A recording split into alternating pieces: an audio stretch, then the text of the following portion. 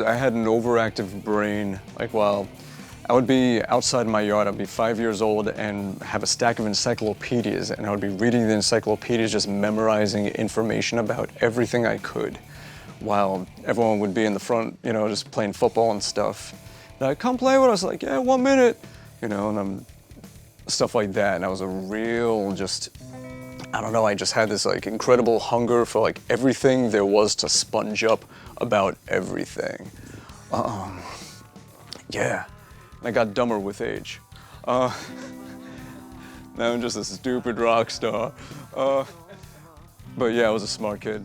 And I think part of what I loved about music, besides just, you know, loving music, was just trying to understand the math behind it. And as a kid, I was definitely into all the theory and everything, and trying to just find on my own, you know, just come across all the different links between things in life and the math that makes music work.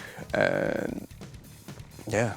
So did you find it hard to kind of, once you had the grasp of the math part of it? I mean, some people would say that then it's hard to kind of forget it again. You get locked into this sort of, you know, like a schematic or something that... Right. You start thinking logically instead of emotionally. Yeah.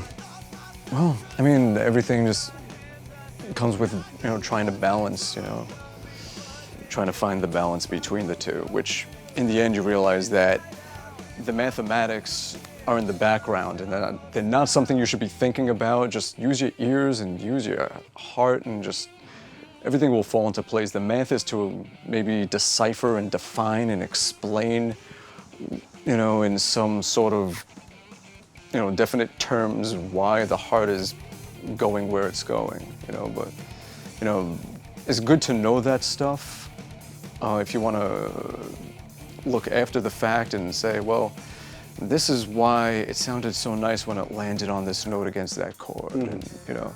But yeah, just fuck all that shit. Don't worry about that stuff. Just, you know, use your ears. You know, it's like, if it sounds good to the ears, everything is fine.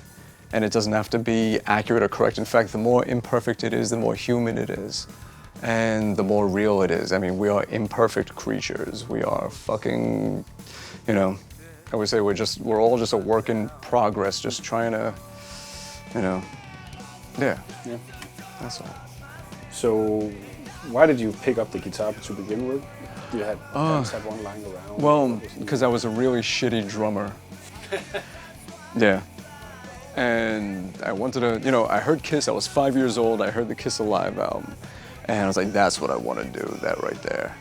Want to put on makeup and dress funny. So I wanted to be a drummer, and that didn't quite work out. And I was like, well, I want to be a bassist because Gene Simmons is the shit. He scares me, I'm 5. And, you know, I want to spit blood and fly. And I want to just breathe fire and fuck chicks. And, well, I was 5. Actually, no, I did want to fuck chicks when I was 5. So I remember I was 6 years old and I was having a birthday party, and I invited 2 girls from my class, thinking that, like, if I invite them both, that I'd be able to get with both of them at the same time. Whoa. Yeah. Didn't work out. You did learn fast. It did not work out. Anyway, but that's another story.